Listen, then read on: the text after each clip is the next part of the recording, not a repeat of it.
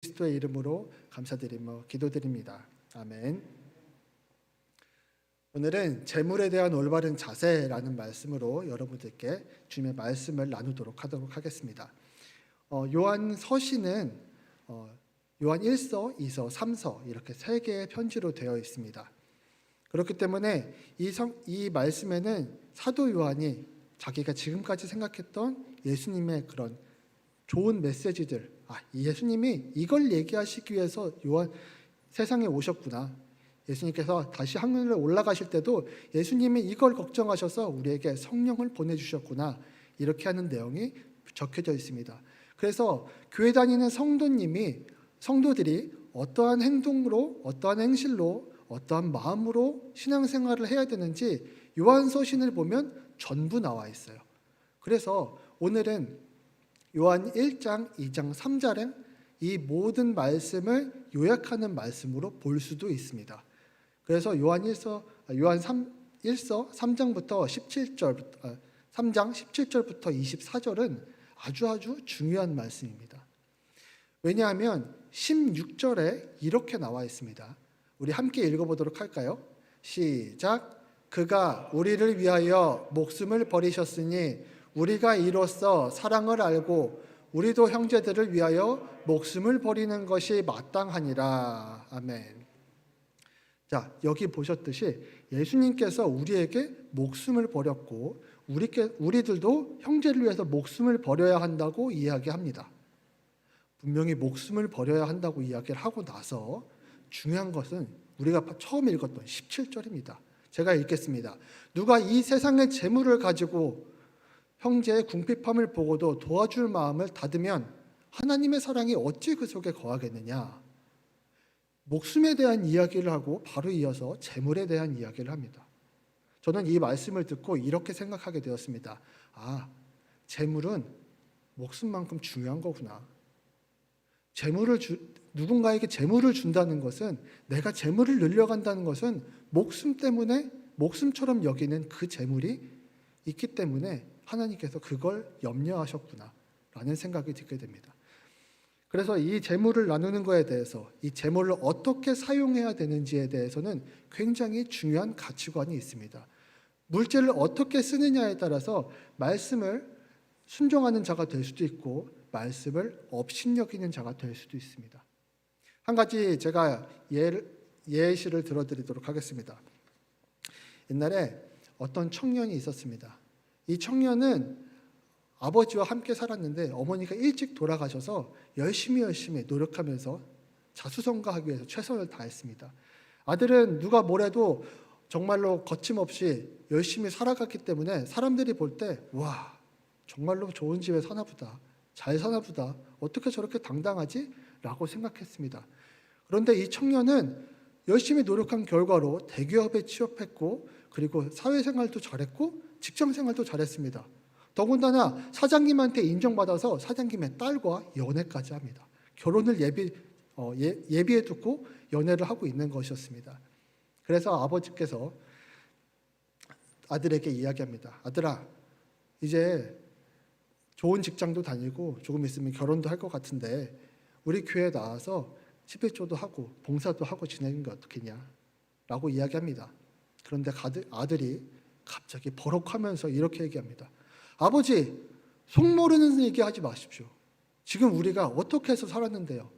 어머니 돌아가시고 우리 분식집 하고 있었는데 분식집이 잘 안 돼서 이제 문 닫게 생겼잖아요. 제가 여기서 11조라도 하면 어떻게 되겠어요? 그러면 저는 다른 사람들에게 이런 힘든 삶을 보여주는 게 너무 싫어요. 제가 가서 11조하고 아버지 11조 하면 남들이 저희가 집이 얼마 버는지 다 알 거 아니에요. 싫어요. 저 다른 교회 나갈게요. 이렇게 얘기했습니다. 사랑하는 성도 여러분, 아버지는 새벽마다 나가서 하나님께 기도드렸습니다. 아버지께서는 아들을 위해서 하나님께 이렇게 기도했어요. 하나님, 우리의 가난이 대물림되지 않도록 해주시고 우리 아들은 좋은 아내 만나서 오래오래 행복하게 살게 해주세요. 건강하게 해주세요. 정말 간절히 기도했습니다. 그런데 그 기도는 열심히 했지만 믿음이 증명되지 않았습니다. 믿음이 증명되었다면 몇십 년 동안 나와 함께 산 나의 아들이 나의 믿음을 보고 그대로 따라했어야겠죠. 내가 그 아버지가 아들에게 전해준 것은 무엇일까요? 이 이야기는 요즘 청년들의 모습이고 생각입니다. 돈이면 다 된다라고 생각하고 있습니다. 어쩌면 그 모습은 아버지와 어머니를 보고 그렇게 생각했던지 아니면 아버지 어머니가 그렇게 가르쳤을 수도 있습니다. 세상에 무엇을 보고 그들이 그렇게 생각하는지는 우리가 알 수 없습니다. 하지만 세상이 분명히 그 아들에게 뭔가를 집어넣었습니다. 믿음 좋은 청년이라고 처음에 말씀드렸죠. 남들 볼 때는 믿음 좋은 청년이에요. 교회에서도 열심히 신앙생활하는 청년이었습니다. 하지만 그 아들이 아버지에게 하는 진심의 마음은 아버지의 마음을 많이 아프게 했습니다. 여러분들은 이런 신앙을 보시면서 어떻게 생각하십니까? 돈은 있으면 좋아요 라고 말하면서 별로 대수롭지 않게 얘기하시는 분들이 있을 겁니다. 그런데 있으면 좋아요라고 말하면서 그 믿음이 어떠냐? 아들처럼 아버지에게 화낼 수 있는 믿음이에요. 내 마음이 신앙이 돈만 있으면 성숙할 거라고 믿는 신앙이 요즘의 신앙입니다. 그 신앙 때문에 아버지를 힘들게 하고 가정을 힘들게 하고 나의 신앙생활과 나의 평소의 생활이 힘듦에도 불구하고 제대로 분별하지 못하는 믿음을 갖게 됩니다. 세상의 믿음이라는 자리에 돈을 올려놓고 살아라 라고 이야기합니다. 돈이면 다 된다고 착각하게 되고 영생으로 가는 그 삶 속에서 반드시 돈이 필요하다고 기도하라고 말하긴 합니다. 돈이 필요해. 세상 살면서 돈이 있어야지. 돈을 어떻게 버는지 궁리하고 연구하도록 해. 세상은 그렇게 우리를 물들여갑니다. 하지만 우리들에게는 반드시 이 돈을 어떻게 써야 되는지 정확한 눈이 필요합니다. 이걸 재물관이라고 합니다. 그리고 우리는 이 재물관을 우리가 어떻게 세상을 바라봐야 되는지로 성경은 말씀을 합니다. 아까도 말씀드렸듯이 목숨처럼 여겨지는 이 재물은 하나님께서 반드시 우리들에게 구별하여 쓰도록 하였습니다. 세상 사람이 쓰는 방식과 우리 믿음의 성도들이 쓰는 방식은 분명히 다릅니다. 그렇게 세 가지의 요소로 우리의 믿음은, 거룩한 성도는 그 삶이 달라지게 되어 있습니다. 첫 번째 삶은 진실한 삶입니다. 함께 읽도록 할까요? 시작. 거룩한 성도는 진리에 속한 삶을 산다. 우리는 진리에 대해서 얼마나 알고 있습니까? 저도 이 말씀을 준비하고 깊이 묵상을 하려고 노력하면서 하나님께서 이 진리에 대한 것을 계속 이야기했습니다. 그런데 이 진리는 우리가 생각할 때 절대 가볍게 여겨서는 안 되는 겁니다. 왜냐하면 17절에 이렇게 나와 있습니다. 우리 함께 읽어보도록 할까요? 시작. 누가 이 세상의 재물을 가지고 형제의 궁핍함을 보고도 도와줄 마음을 닫으면 하나님의 사랑이 어찌 그 속에 거하겠느냐. 진리에 속한 사람은 어떤 삶입니까?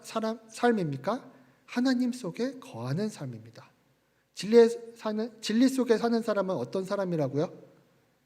하나님 속에 거하는 사람. 그리고 하나님의 사랑을 전하는 사람입니다. 진리에 속한 사람은 하나님의 사랑을 전하는 사람이에요. 그리스도인은 주변 모든 사람들에게 예수님을 나타내야 한다는 것입니다.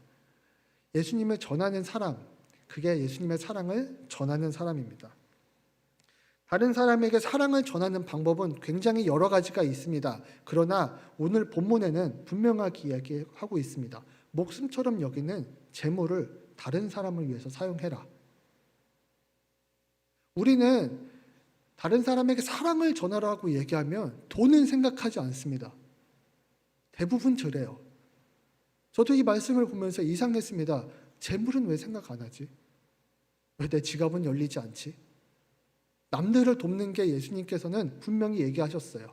이거 목숨과도 같은 거라 너가 그거 내놓기 쉽지 않을 거야. 그래서 재물을 목숨이라고 얘기하신 게 아닐까? 왜냐하면 잘 생각해 보십시오. 가난한 자가 있습니다. 전기세도 못 내고 핸드폰비도 못 내고 가스비도 못 냈고 쌀 살 돈이 없는 사람에게 우리가 돈 10만 원을 준다고 생각해 보십시오.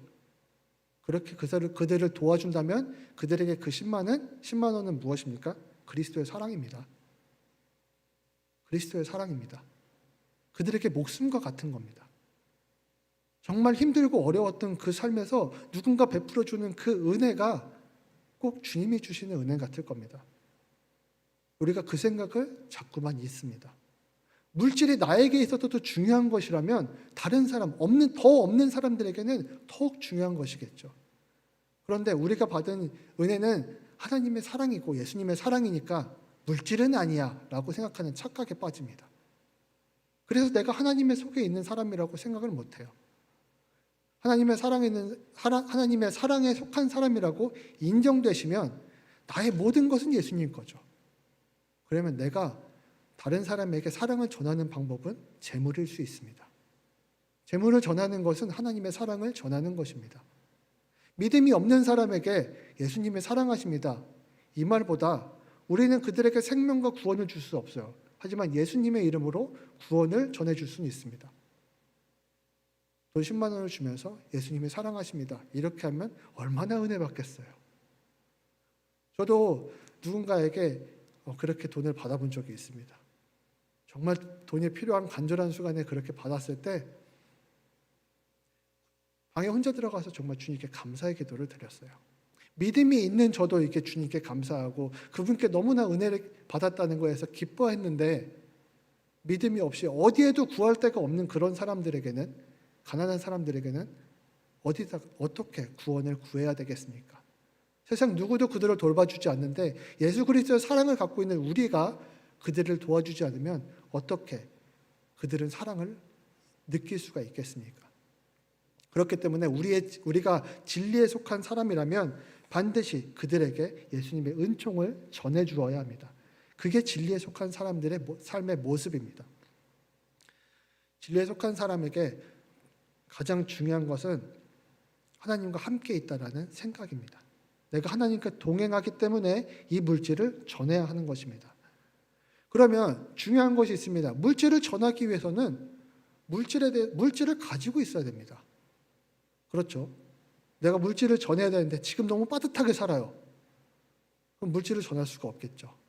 두 가지의 방법을 안내해 드리도록 하겠습니다. 첫 번째는 내가 조금이라도 여유가 있으면 나의 한 달 계획에서 다른 사람을 도울 돈을 애초에 절대로 이거는 빼지 않겠다라는 각오로 예산을 축적해 놓는 겁니다. 내가 다른 사람에게 5만 원을 전하겠다. 요즘에 많죠. 굿네이버스도 있고 월드비전도 있고 다른 사람을 돕는 단체가 많습니다. 거기에는 최소 비용이 3만 원, 5만 원. 우리 한 번 외식값입니다. 그렇게 많은 비용이 아닌데도 불구하고 다른 사람들은 그것을 받고 은혜를 느끼고 감사함을 느낄 수 있습니다. 아예 애초에 그런 것을 계획을 해서 내가 5만 원은 내가 목숨을 다해서 누군가를 돕겠다. 이렇게 마음먹을 수 있습니다. 그런데 내 형편이 이렇게도 안 되는 경우도 있을 수 있습니다. 그래서 두 번째 방법을 안내해 드리도록 하겠습니다. 내가 열심히 대출금도 갚고 카드값도 갚고 내가 갚을 수 있는 거 다 갚으면서 이렇게 기도하십시오. 주님, 남들 돕고 싶은데 나에게 돈 좀 주세요. 남들 돕고 싶은데 내가 돈이 필요합니다. 내가 예수님의 사랑을 받아서 다른 사람에게 전해야 되는데 돈이 없어요. 내가 너무 흥청망청 썼는데 나에게 내가 돈 쓰는 것을 통제할 수 있게, 조절할 수 있게 주님 내 마음을 주시옵소서. 내 통장도 주님께서 임재해 주세요. 그렇게 기도하셔야 됩니다. 그게 두 번째 방법입니다. 진리에 속한 사람은 나의 위치가 확실합니다. 나의 진리는 예수님께 속해 있는 겁니다. 그리고 두 번째 삶은 이렇습니다. 우리 함께 읽도록 할까요? 시작. 거룩한 성도는 굳세게 마음 먹는 삶을 삽니다. 세상에 고집센 사람만큼 대단한 사람은 없습니다. 고집된 사람을 이길 수 있는 사람은 이 세상에 없습니다. 제가 굳센 마음 먹는 삶이라고 표현을 했는데 나쁜 말로 하면 고집센 사람입니다. 어떤 고집이냐고요? 예수님을 믿는 고집이요. 내가 좋은 일을 하겠다라는 고집이요. 예수님의 삶으로, 예수님을 나타내는 삶으로 살겠다라는 그 각오, 그건 고집입니다. 절대로 양보해서는 안 되는 고집입니다. 그래서 마음을 굳세게 먹습니다. 다른 사람들이 욕할 수 있습니다. 왜? 나는 남들을 도와야 되거든요. 다른 사람이 욕할 수 있습니다. 내가 착한 삶을 살려고 한다고 다른 사람은 나를 비웃을 수 있어요. 야, 그게 뭐 대단한 거라고 이렇게 얘기할 수 있어요. 내가 다른 사람들에게 상처를 받았을 때 그래, 그럴 수 있어. 바보 같을 수 있어요. 그런데 마음 굳게 먹으셔야 합니다. 왜? 나는 예수님께 속한 사람이니까. 마음을 굳게 먹는 사람은 다른 사람들에게 바보 같아 보일 수 있지만 가장 중요한 사실은 하나님께서, 예수님께서 그 사람을 인정하신다는 겁니다. 예수님께서 인정받는 사람이에요. 흔들리지 않는 사람입니다. 나는 예수님의 인정함을 믿어. 마음 굳세게 먹는 사람의 장점이 무엇인지 아십니까? 바로 무엇이든지 구하는 것을 받을 수 있습니다. 자, 여러분들 돈 필요하시다고 아까 얘기했죠. 남들 돕는데 돈 필요하시다고 분명히 얘기했습니다. 저도 남들 돕는데 돈 필요합니다. 마음을 굳세게 먹고 예수님을 나타내고 내 평생 예수님을 따르기로 결정하면 주님께서 반드시 이야기하셨습니다. 우리 19절 20절 함께 읽도록 할까요? 시작. 이로써 우리가 진리에 속한 줄을 알고 또 우리 마음을 주 앞에서 굳세게 하리니 이는 우리 마음에 혹 우리를 책망할 일이 있어도 하나님은 우리의 마음보다 크시고 모든 것을 아시기 때문이라. 마음을 굳세게 먹는 사람들은 하나님께서 모든 것을 아신다고 이야기하셨습니다. 그래서 하나님께서는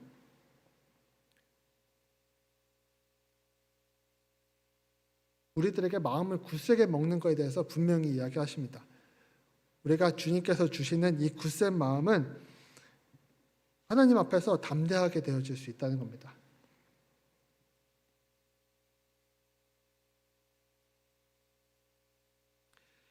이 삶은 믿음의 굳건한 삶입니다. 마음을 굳게 먹었기 때문에 거룩한 성도는 예수님과 함께 살아가고 있는 믿음을 굳게 먹은 사람입니다.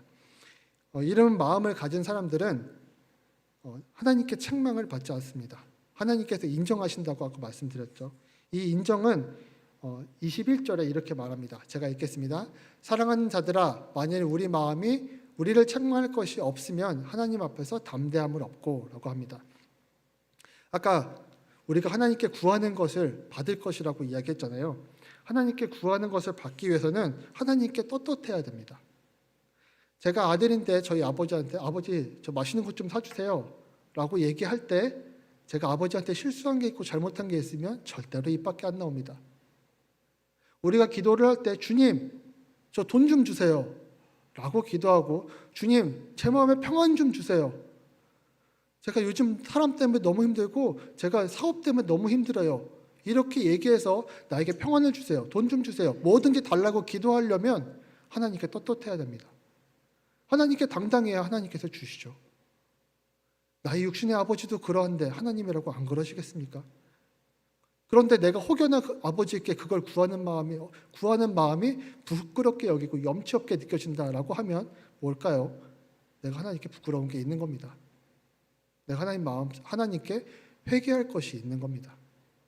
하나님께서 나에게 이렇게 쳐다보고 있는 겁니다. 저희 승주가 그럽니다.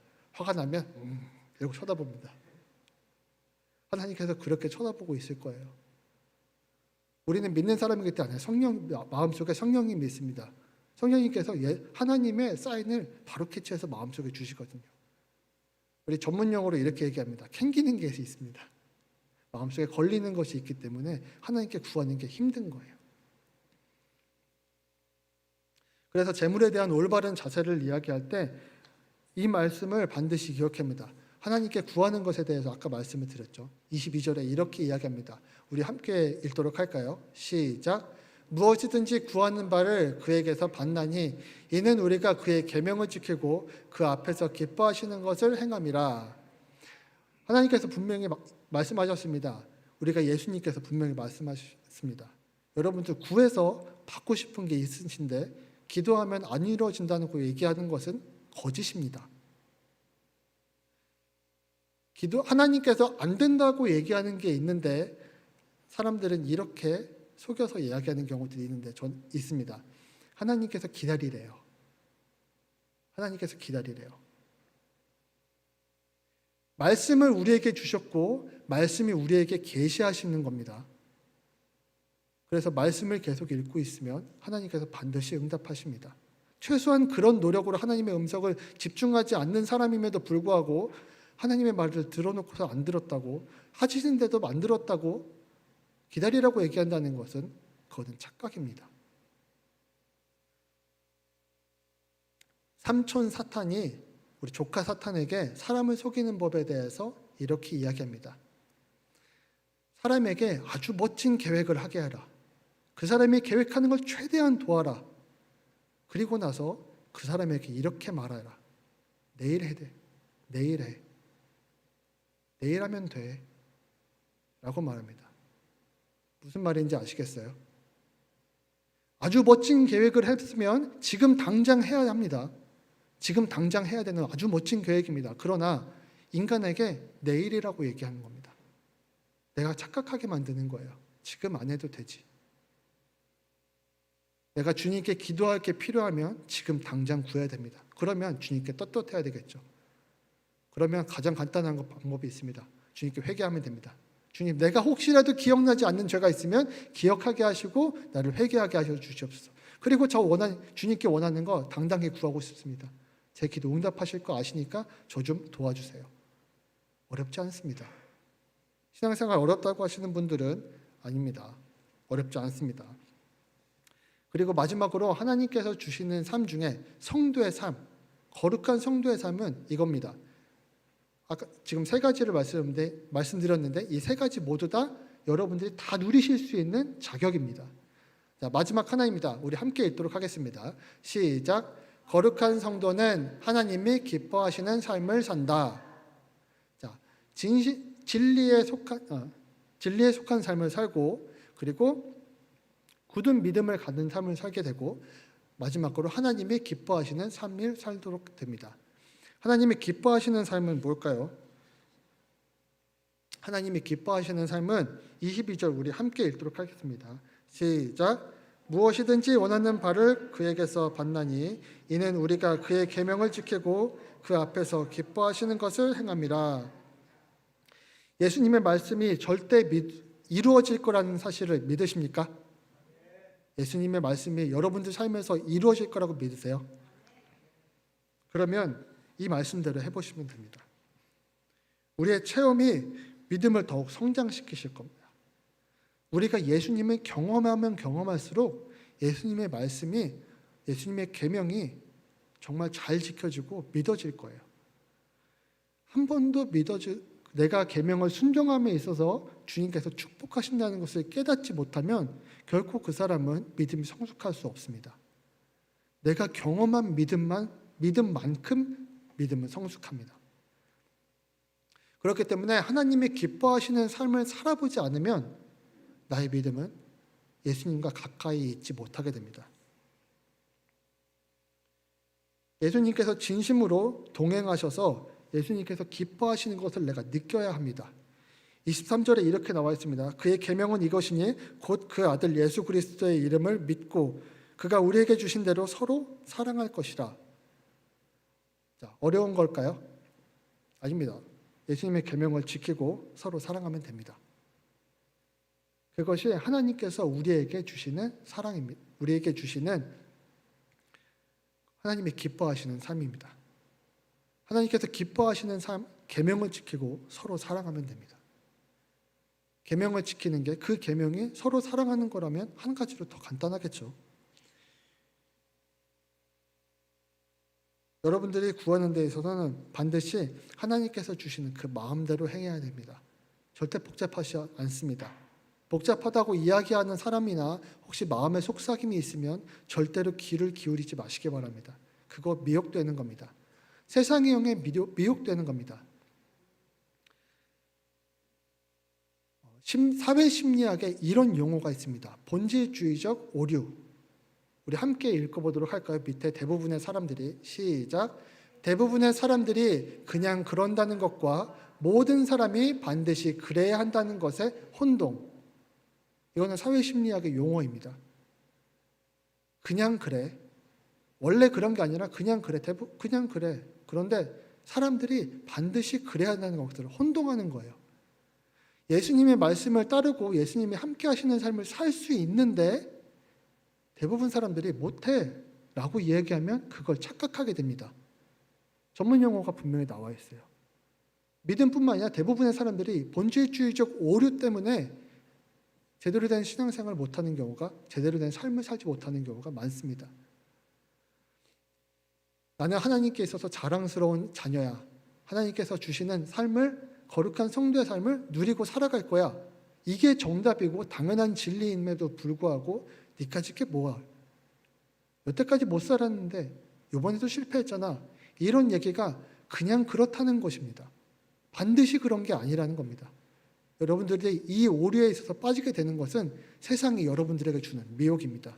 절대로 귀를 기울이지 마시고 하나님께 마음을 굳세게 하고 진리서에 속하는 삶을 살고, 그리고 내가 하나님의 기뻐하시는 삶을 살 수 있도록 나를 붙잡아 달라고 기도해야 합니다. 재물에 대한 올바른 자세가 바로 여러분들에게 있어서 어떠한 삶으로 사는지에 대한 관점이 됩니다. 내가 세상을 바라볼 때 남들을 어떻게 도울 것이냐, 이거는 돈을 쓰는 것에도 나타날 것이고요.